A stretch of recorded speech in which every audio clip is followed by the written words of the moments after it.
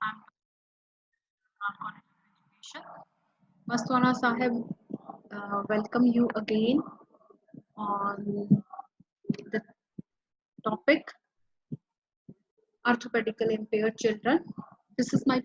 second presentation. Already we have done orthopedically impaired children and what are those children and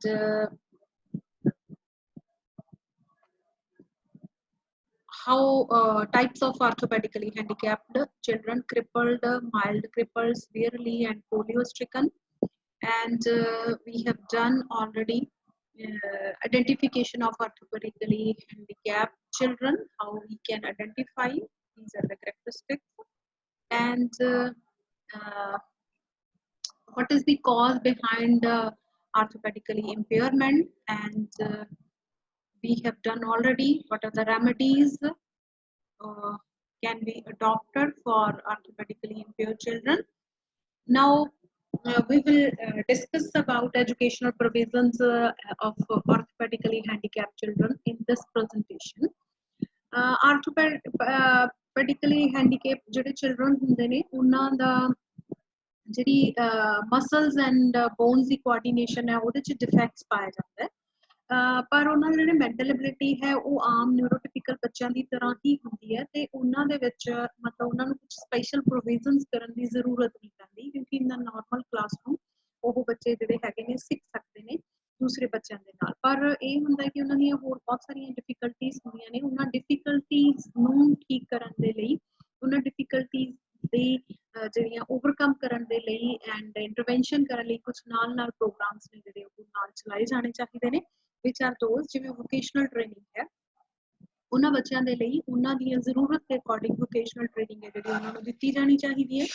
special equipment and provisions ਬਹੁਤ ਤਰ੍ਹਾਂ ਦੇ special equipments ਨੇ ਜਿਵੇਂ wheelchair ਹੈ ਕ੍ਰਿਪਲਸ ਨੇ ਫਿਰ ਜਿਹੜੀਆਂ ਟ੍ਰੈਚਸ ਨੇ ਦੈਨ ਕੇਨਸ ਨੇ ਉਹ ਸਾਰੇ ਜਿਹੜੀਆਂ ਜ਼ਰੂਰ ਹੈ ਕਿ ਉਸ ਬੱਚੇ ਨੂੰ ਪ੍ਰੋਵਾਈਡ ਕੀਤੀਆਂ ਜਾਣ ਤਾਂ ਕਿ ਉਸ ਦੇ ਲਈ ਜਿਹੜੀ ਹੈ ਲਾਈਫ ਹੈ ਬੜੀ ਸਿੰਪਲ ਹੋ ਸਕੇ ਸੌਖੀ ਹੋ ਸਕੇ ਤੇ ਉਹਦਾ ਆਉਣਾ ਜਾਣਾ ਜਿਹੜਾ ਹੈਗਾ ਮਤਲਬ ਅਸੈਸਿਬਲ ਹੋਵੇ ਲਾਈਫ ਸ਼ੁੱਡ ਬੀ ਅਸੈਸਿਬਲ ਐਜੂਕੇਸ਼ਨ ਅਸੈਸਿਬਲ ਹੋ ਸਕੇ ਸਪੈਸ਼ਲ ਜਿਹੜੀ ਹੈ ਸੋਸ਼ਲ ਅਸੈਪਟੈਂਸ ਦੀ ਵੀ ਗੱਲ ਕੀਤੀ ਜਾਂਦੀ ਹੈ ਇਟ ਇਜ਼ ਸਪੈਸ਼ਲੀ ਮੈਂਸ਼ਨਡ ਕਿਉਂਕਿ ਸੋਸ਼ਲ ਅਸੈਪਟੈਂਸ ਜਦੋਂ ਤੱਕ family parents and teachers and society approve ਨਹੀਂ ਕਰਦੀ ਅਸੈਪਟੈਂਸ ਨਹੀਂ ਦਿੰਦੀ ਤਾਂ ਬੱਚਾ ਜਿਹੜਾ ਹੈ ਫਰਸਟ੍ਰੇਟ ਰਹਿ ਸਕਦਾ ਹੈ ਐਂਜ਼ਾਈਟੀ ਉਹਨੂੰ ਹੋ ਸਕਦੀ ਹੈ ਐਂਡ ਮਤਲਬ ਉਹ ਬਹੁਤ ਸਾਰੀਆਂ ਪ੍ਰੋਬਲਮਸ ਨੇ ਜਿਹੜੀਆਂ ਉਹ ਫੇਸ ਕਰ ਸਕਦਾ ਹੈ ਲਾਈਕ ਇੱਥੇ ਮੈਂ ਇੱਕ ਐਗਜ਼ਾਮਪਲ ਦੇਣਾ ਚਾਹੂੰਗੀ ਕਿ ਇੱਕ ਵਾਰੀ ਇੱਕ ਲੜਕੀ ਸੀਗੀ ਸ਼ੀ ਵਾਜ਼ ਆਫ ਅਡਲਟ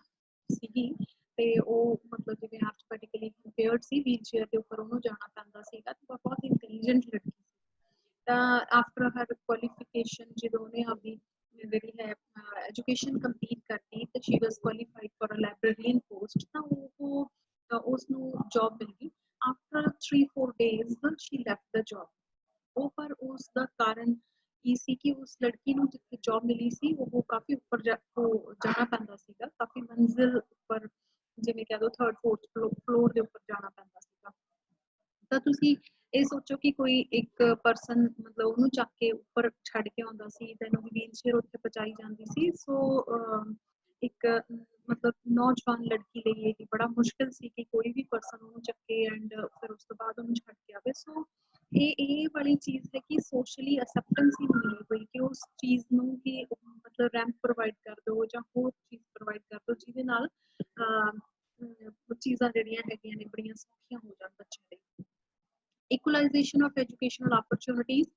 ਸੋ ਹਰ ਬੱਚੇ ਨੂੰ ਐਜੂਕੇਸ਼ਨ ਅਸੈਸ ਕਰਨ ਦਾ ਜਿਹੜਾ ਹੈਗਾ ਰਾਈਟ ਹੈ ਤੇ ਉਹ ਓਪਰਚੁਨਿਟੀਜ਼ ਜਿਹੜੀਆਂ ਹੈ ਪ੍ਰੋਵਾਈਡ ਕਰੀਆਂ ਚਾਹੀਦੀਆਂ ਨੇ ਜੇ ਤੁਹਾਡੇ ਸਕੂਲ 'ਚ ਰੈਂਪ ਨਹੀਂ ਹੈ ਉਸ ਕਲਾਸ ਤੱਕ ਜਾਣ ਲਈ ਰੈਂਪ ਨਹੀਂ ਹੈ ਵੀਲ ਚੇਅਰ ਨਹੀਂ ਹੈ ਤਾਂ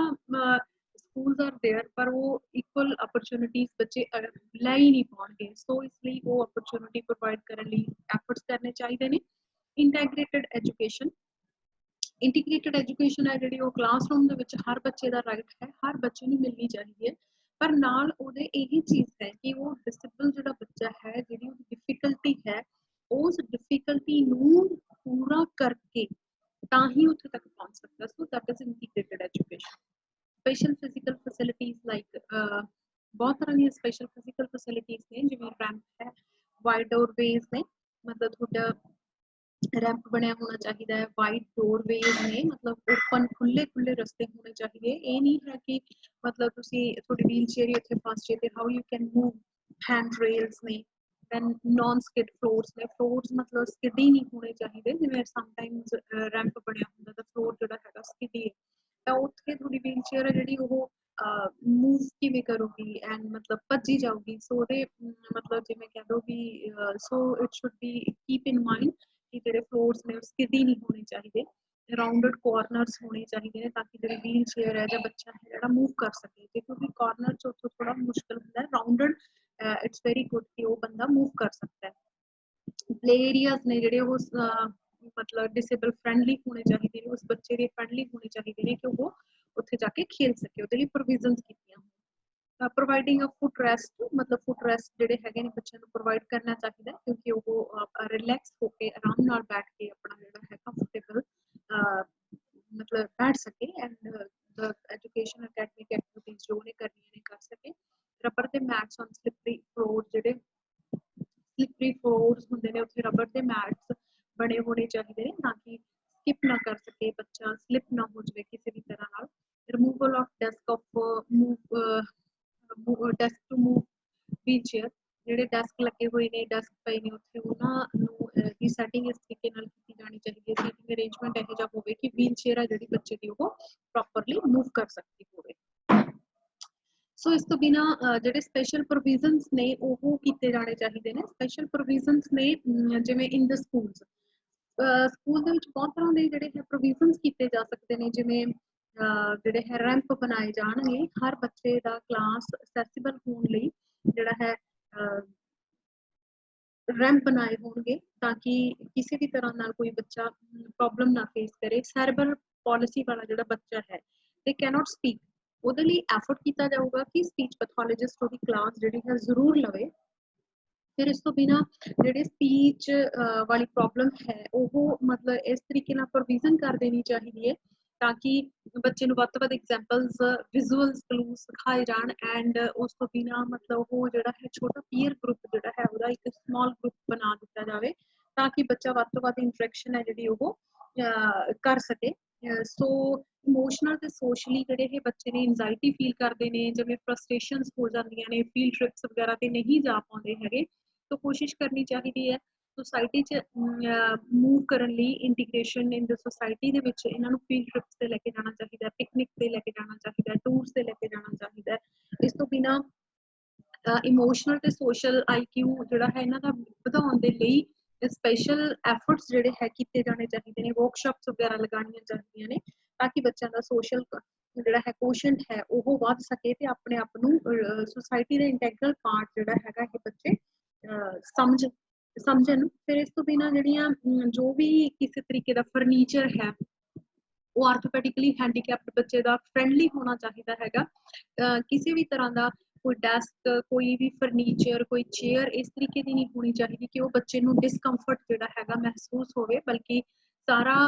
furniture and desk and classroom and ਜਿਹੜਾ ਹੈ ਪਲੇਗਰਾਊਂਡ ਹੈ, ਦੈਨ ਆਰਟ ਕਰਾਫਟ ਐਕਟੀਵਿਟੀਜ਼ ਹੈ, ਜੋ ਵੀ ਹੈ ਜਿਮ ਹੈ, ਉਹ ਸਾਰੀਆਂ ਜਿਹੜੀਆਂ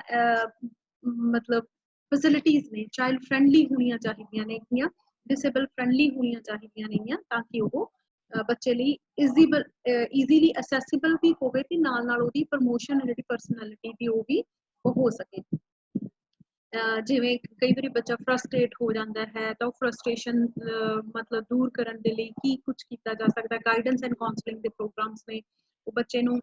ਜ਼ਰੂਰ ਪ੍ਰੋਵਾਈਡ ਕਰਨਾ ਚਾਹੀਦਾ ਤਾਂ ਕਿ ਉਸ ਤਰੀਕੇ ਦੀ ਪ੍ਰੋਪਰ ਕਾਉਂਸਲਿੰਗ ਹੈ ਉਸ ਬੱਚੇ ਦੀ ਜਿਹੜੀ ਹੈ ਕੀਤੀ ਜਾ ਸਕਦੀ ਹੋਵੇ। So these are the provision ਜਿਹੜੀਆਂ ਕਿ ਸਕੂਲ ਦੇ ਵਿੱਚ ਕੀਤੀਆਂ ਜਾ ਸਕਦੀਆਂ ਨੇ। Next special provisions at home, ਘਰ ਦੇ ਵਿੱਚ ਵੀ ਜਿਹੜਾ ਹੈ ਐਫਰਟਸ ਨੇ ਫੈਮਿਲੀ ਮੈਂਬਰਸ ਦੁਆਰਾ ਕੀਤੇ ਜਾਣੇ ਨੇ, ਪੇਰੈਂਟਸ ਵੱਲੋਂ ਕੀਤੇ ਜਾਣੇ ਹੁੰਦੇ ਨੇਗੇ। ਸੋ ਕੋਸ਼ਿਸ਼ ਕਰਨੀ ਚਾਹੀਦੀ ਹੈ ਫੈਮਿਲੀ ਨੂੰ ਆਪਣੇ ਬੱਚੇ ਨੂੰ ਇੰਟੈਗਰਲ ਪਾਰਟ ਸਮਝਣ ਦੀ ਜ਼ਰੂਰਤ ਹੈ, ਉਸ ਨੂੰ ਵੀ ਹਿਊਮਨ ਬੀਇੰਗ ਸਮਝਿਆ ਜਾਵੇ, ਉਸ ਨੂੰ ਵੀ ਉਸੇ ਤਰੀਕੇ ਨਾਲ ਜਿਹੜੀ ਹੈ ਇੰਪੋਰਟੈਂਸ ਦਿੱਤੀ ਜਾਵੇ ਜਿਸ ਤਰੀਕੇ ਨਾਲ ਦੂਸਰੇ ਫੈਮਿਲੀ ਮੈਂਬਰਸ ਨੂੰ ਜਿਹੜੀ ਹੈ ਇੰਪੋਰਟੈਂਸ ਦਿੱਤੀ ਜਾਂਦੀ ਹੈ, ਉਹਦੀ ਜਿਹੜੀ ਡਿਸੇਬਿਲਿਟੀ ਹੈ, ਉਹਦੀ ਜਿਹੜੀ ਡਿਫਿਕਲਟੀ ਹੈ, ਉਸੇ ਨੂੰ ਕੋਰ ਅਟੈਂਸ਼ਨ ਜਿਹੜੀ ਹੈ ਹਮੇਸ਼ਾ ਨਾ ਬਣਾਇਆ ਜਾਵੇ, ਤਾਂ ਕਿ ਬੱਚਾ ਜਿਹੜਾ ਹੈਗਾ ਸੈਲਫ ਅਸਟੀਮ ਹੀ ਖੋ ਲਵੇ, ਸੈਲਫ ਕੌਨਫੀਡੈਂਸ ਹੈ ਜਿਹੜਾ ਉਹੀ ਆਪਣਾ ਮਤਲਬ ਖੋ ਲਵੇ। ਸੋ ਦੀਸ ਟਾਈਪ ਆਫ ਥਿੰਗਸ ਜਿਹੜੀਆਂ ਹੈਗੀਆਂ ਜ਼ਰੂਰ ਕੀਤੀਆਂ ਜਾਣੀਆਂ ਚਾਹੀਦੀਆਂ ਨੇ। ਔਰ ਇਸ ਤੋਂ ਬਿਨਾਂ ਜੇ ਬੱਚੇ ਦਾ ਜਿਹੜਾ IQ ਹੈਗਾ ਉਹ ਸਾਨੂੰ ਪਤਾ ਹੈ ਕਿ ਬਹੁਤ ਅੱਛਾ ਹੁੰਦਾ ਕੋਗਨੀਟਿਵ ਲੈਵਲ ਤੇ, ਉਸ ਚੀਜ਼ਾਂ ਨੂੰ ਇਨਹਾਂਸ ਕਰਨ ਲਈ ਪੇਰੈਂਟਸ ਜਿਹੜੇ ਹੈਗੇ ਬਹੁਤ ਸਾਰੇ ਐਫਰਟਸ ਹੈ, ਐਕਸਟਰਾ ਵਰਕ ਹੈ ਜਿਹੜਾ ਐਟ ਹੋਮ ਪ੍ਰੋਵਾਈਡ ਕਰ ਸਕਦੇ ਨੇ, ਤਾਂ ਕਿ ਉਹ ਇੱਕ ਅਬਿਲਿਟੀ ਜਿਹੜੀ ਹੈਗੀ ਹੈ ਉਸ ਨੂੰ ਜ਼ਿਆਦਾ ਫੋਕਸ ਕਰ ਲਏ, ਤੇ ਦੂਸਰੀ ਜਿਹੜੀ ਹੈ ਡਿਸੇਬਿਲਿਟੀ ਹੈ ਜਾਂ ਡਿਫਿਕਲਟੀ ਹੈ ਉਸ ਤੋਂ ਥੋੜਾ ਬੱਚੇ ਦਾ ਧਿਆਨ ਹੈ ਜਿਹੜਾ ਉਹ ਹਟ ਸਕੇ। ਨੈਕਸਟ ਕਮਸ ਦ ਸਪੈਸ਼ਲ ਪ੍ਰੋਵੀਜ਼ਨਸ ਇਨ ਸੁਸਾਇਟੀ। ਸੁਸਾਇਟੀ ਦੇ ਵਿੱਚ ਵੀ ਜਿਵੇਂ ਕਿਉਂਕਿ ਇਸ ਬੱਚੇ ਨੇ, ਹਰ ਇੱਕ ਬੱਚੇ ਨੇ ਸੁਸਾਇਟੀ 'ਚ ਮੂਵ ਕਰਨਾ, ਸੋ ਸੁਸਾਇਟੀ ਦੇ ਲਈ ਹੀ ਤਿਆਰ ਕੀਤਾ ਜਾਂਦਾ ਬੱਚਿਆਂ ਨੂੰ, ਤੇ ਜਦੋਂ ਸੁਸਾਇਟੀ ਦੇ ਵਿੱਚ ਮੂਵ ਕਰਨਾ ਹੈ, ਤਿਆਰ ਹੋਣਾ ਹੈ, ਤਾਂ ਉਹਦੇ ਲਈ ਬੜਾ ਜ਼ਰੂਰੀ ਹੈ ਕਿ ਸੁਸਾਇਟੀ ਉਸ ਬੱਚੇ ਨੂੰ ਅਸੈਪਟੈਂਸ ਦੇਵੇ। ਉਹ ਅਸੈਪਟੈਂਸ ਦੇਣ ਦੇ ਲਈ ਬਹੁਤ ਸਾਰੀਆਂ ਇਹੋ ਜਿਹੇ ਮੈਜ਼ਰਸ ਕੀਤੇ ਜਾਣੇ ਚਾਹੀਦੇ ਨੇ ਜਿਹੜੇ ਕਿ ਸੁਸਾਇਟੀ ਨੂੰ ਬੱਚੇ ਨੂੰ ਅਸੈਪਟ ਕਰਨ ਦੇ ਵਿੱਚ ਕੋਈ ਪ੍ਰੋਬਲਮ ਨਾ ਆਵੇ, ਤੇ ਜਿਹੜਾ ਹੈ ਮਤਲਬ ਈਜ਼ੀਲੀ ਗੋ ਥਰੂ ਜਿਹੜਾ ਹੈ ਬੱਚਾ ਉਸ ਸੁਸਾਇਟੀ 'ਚ ਮੂਵ ਕਰ ਸਕੇ। ਕਿਸੇ ਵੀ ਤਰ੍ਹਾਂ ਦਾ ਕਿਤੇ ਜਾਣ ਤੋਂ ਮਨਾ ਨਹੀਂ ਕਰਨਾ ਚਾਹੀਦਾ, ਕਿਸੇ ਵੀ ਤਰ੍ਹਾਂ ਦੀ ਕੋਈ ਜਿਹੜੀ ਐਕਟੀਵਿਟੀ ਹੈ ਉਸ ਬੱਚੇ ਨੂੰ ਕਰਨ ਤੋਂ ਮਨਾ ਨਹੀਂ ਕਰਨਾ ਚਾਹੀਦਾ। ਸੈਂਸਿਟਾਈਜ਼ ਹੈ ਜਿਹੜੀ ਸੁਸਾਇਟੀ ਨੂੰ ਕਰਨਾ ਚਾਹੀਦਾ, ਤਾਂ ਕਿ ਉਸ ਬੱਚੇ ਦੀ ਜਿਹੜੀ ਡਿਫਿਕਲਟੀ ਹੈ ਉਸ ਨੂੰ ਬਲਕਿ ਸਮਝਣਾ ਚਾਹੀਦਾ। ਇਹ ਨਾ ਹੋਵੇ ਕਿ ਉਸ ਬੱਚੇ ਦੀ ਡਿਫਿਕਲਟੀ ਨੂੰ ਸਮਝਣ ਦੀ ਬਜਾਏ ਉਸ ਦਾ ਮਜ਼ਾਕ ਉਡਾਇਆ ਜਾਵੇ, ਜਾਂ ਉਸ ਤਰੀਕੇ ਨਾਲ ਇਹੋ ਜਿਹਾ ਮਤਲਬ ਮੈਜ਼ਰਸ ਕੀਤੇ ਜਾਣ ਤਾਂ ਕਿ ਬੱਚਾ ਜਿਹੜਾ ਹੈ ਸੁਸਾਇਟੀ ਦਾ ਇੰਟੈਗਰਲ ਪਾਰਟ ਆਪਣੇ ਆਪ ਨੂੰ ਜਿਹੜਾ ਹੈ ਉਹ ਸਮਝ ਸਕੇ। So people society should not feel pity on the child. ਉਸ ਬੱਚੇ ਦੇ ਪਿਟੀ, ਕਿਉਂਕਿ ਉਹਨੂੰ ਸਿੰਪਥੀ ਦੀ ਲੋੜ ਨਹੀਂ, ਉਹਨੂੰ ਅਸੈਪਟੈਂਸ ਦੀ ਲੋੜ ਹੈਗੀ ਹੈ। ਸੋ ਸੈਂਸਿਟਾਈਜ਼ੇਸ਼ਨ ਹੈ ਜਿਹੜੀ ਉਹ ਸੁਸਾਇਟੀ ਦੀ ਜ਼ਰੂਰ ਕਰਨੀ ਚਾਹੀਦੀ ਹੈ, ਤਾਂ ਕਿ ਬੱਚਾ ਈਜ਼ੀਲੀ ਮੂਵ ਕਰ ਸਕੇ ਇਨ ਦ ਸੁਸਾਇਟੀ। ਨੈਕਸਟ ਹੈ ਰੋਲ ਆਫ ਅ ਟੀਚਰ। ਨਾਓ ਜਿਹੜਾ ਟੀਚਰ ਹੈ, ਟੀਚਰ ਦੇ ਉੱਪਰ ਬਹੁਤ ਕੁਝ ਡਿਪੈਂਡ ਕਰਦਾ ਹੈ ਕਿਸੇ ਵੀ ਡਿਫਿਕਲਟੀ ਵਾਲੇ ਬੱਚੇ ਨੂੰ ਹੈਂਡਲ ਕਰਨ ਦੇ ਵਿੱਚ। ਸਭ ਤੋਂ ਪਹਿਲੀ ਗੱਲ ਹੈ ਅਸੈਪਟੈਂਸ। ਜੇ ਟੀਚਰ ਜਿਹੜਾ ਹੈ ਬੱਚੇ ਨੂੰ ਅਸੈਪਟੈਂਸ ਦੇ ਦਿੰਦਾ ਹੈ, ਮੀਨਸ ਕਿ ਉਹਨੂੰ ਲੱਗਦਾ ਹੈ ਕਿ ਇਸ ਬੱਚਾ ਮਤਲਬ ਕੋਗਨੀਟਿਵ ਲੈਵਲ ਤੇ ਉਸ ਬੱਚੇ ਨੂੰ ਕੋਈ ਪ੍ਰੋਬਲਮ ਨਹੀਂ, ਕੰਮ ਉਹਨੇ ਈਜ਼ੀਲੀ ਕਰ ਲੈਣਾ, ਪਰ ਉਹਨੂੰ ਪ੍ਰੋਬਲਮ ਕੀ ਆਊਗੀ, ਉਸ ਨੂੰ ਮੂਵ ਕਰਨ 'ਚ ਪ੍ਰੋਬਲਮ ਆਊਗੀ, ਉਸ ਨੂੰ ਪਲੇਗਰਾਉਂਡ 'ਚ ਲੈ ਕੇ ਜਾਣ ਵਿੱਚ ਪ੍ਰੋਬਲਮ ਆਊਗੀ, ਉਸ ਨੂੰ ਆਰਟ ਐਂਡ ਕਰਾਫਟ ਰੂਮ 'ਚ ਮਤਲਬ ਕਿਸੇ ਵੀ ਮਤਲਬ ਰੂਮ 'ਚ ਇੱਧਰ ਉੱਧਰ ਜਦੋਂ ਮੋਬਿਲਾਈਜ਼ ਕਰਨਾ, ਬੱਚੇ ਨੂੰ ਮੂਵ ਕਰਨਾ, ਉਸ ਟਾਈਮ ਦਿੱਕਤਾਂ ਆਉਂਦੀਆਂ ਨੇਗੀਆਂ। ਤਾਂ teacher should accept the thing ਕਿ ਇਸ ਬੱਚੇ ਨੂੰ ਮੂਵ ਕਰਨਾ, it should not a worry for the teacher ਕਿ ਇਹਨੂੰ ਮੂਵ ਕਰਕੇ ਲੈ ਕੇ ਜਾਊਂਗੀ, ਕਿੱਦਾਂ ਲੈ ਕੇ ਜਾਣਾ। ਸੋ ਅਸੈਪਟੈਂਸ ਹੈ ਜਿਹੜੀ ਉਹ ਬਹੁਤ ਜ਼ਰੂਰੀ ਹੈ। ਇਸੇ ਨਾਲ ਹੀ ਅੱਧੀਆਂ ਪ੍ਰੋਬਲਮਸ ਜਿਹੜੀਆਂ ਹੈ ਅਸੀਂ ਕਹਿ ਸਕਦੇ ਹਾਂ ਕਿ ਸੋਲਵ ਹੋ ਜਾਂਦੀਆਂ ਨੇਗੀਆਂ। ਨੈਕਸਟ ਹੈ good rapid with parents. Parents ਦੇ ਨਾਲ ਬਹੁਤ ਅੱਛਾ ਕੋਆਰਡੀਨੇਸ਼ਨ ਜਿਹੜਾ ਹੈ ਟੀਚਰ ਦਾ ਹੋਣਾ ਚਾਹੀਦਾ ਹੈ। ਕੀ ਉਸ ਬੱਚੇ ਨੂੰ ਦਿੱਕਤਾਂ ਆ ਰਹੀਆਂ ਨੇ, ਕੀ ਉਸ ਨੂੰ ਫਿਜ਼ੀਓਥੈਰੇਪੀ, ਕੀ ਆਕੂਪੇਸ਼ਨਲ ਥੈਰੇਪੀ ਦੀ ਕਿੰਨੀ ਸਰਵਿਸ, ਕੀ ਸਪੀਚ ਦੀ ਕਿੰਨੀ ਉਹਨੂੰ ਲੋੜ ਹੈਗੀ ਹੈ। ਸੋ then IEP for the child can be prepared very nicely, ਕਿਉਂਕਿ ਉਸ ਬੱਚੇ ਨੂੰ ਅਕੈਡਮਿਕਲੀ ਨਹੀਂ ਬਲਕਿ ਹੋਰ ਕਈ ਚੀਜ਼ਾਂ ਦੀ ਜ਼ਰੂਰਤ ਪੈਂਦੀ ਹੈ। ਸੋ ਦੂਸਰੀਆਂ ਜਿਹੜੀਆਂ ਥੈਰੇਪੀਜ਼ ਐਂਡ ਸਰਵਿਸਿਜ਼ ਨੇ ਉਹਨਾਂ ਲਈ ਪੇਰੈਂਟਸ ਨਾਲ ਕੋਆਰਡੀਨੇਸ਼ਨ ਇੱਕ ਟੀਚਰ ਦੀ ਬਣਾ ਕੇ ਰੱਖਣੀ ਬਹੁਤ ਜ਼ਰੂਰੀ ਹੈ। ਉਸਨੂੰ ਕਾਉਂਸਲਿੰਗ, ਇੱਕ ਸਾਈਕੋਲੋਜਿਸਟ, ਇੱਕ ਕਾਉਂਸਲਰ ਦੀ ਲੋੜ ਬੱਚੇ ਨੂੰ ਜ਼ਰੂਰ ਪੈਂਦੀ ਹੈ। ਸੋ ਉਸ ਦੇ ਲਈ ਇੱਕ ਰੈਪਿਡ ਵਿਦ ਪੇਰੈਂਟਸ ਟੀਚਰ ਨੂੰ ਬਣਾ ਕੇ ਰੱਖਣਾ ਚਾਹੀਦਾ ਹੈਗਾ। Time table should be modified. Time table ਜਿਹੜਾ ਹੈ ਮੋਡੀਫਾਈ ਕੀਤਾ ਜਾਣਾ ਚਾਹੀਦਾ। ਲਾਈਕ ਜਿਵੇਂ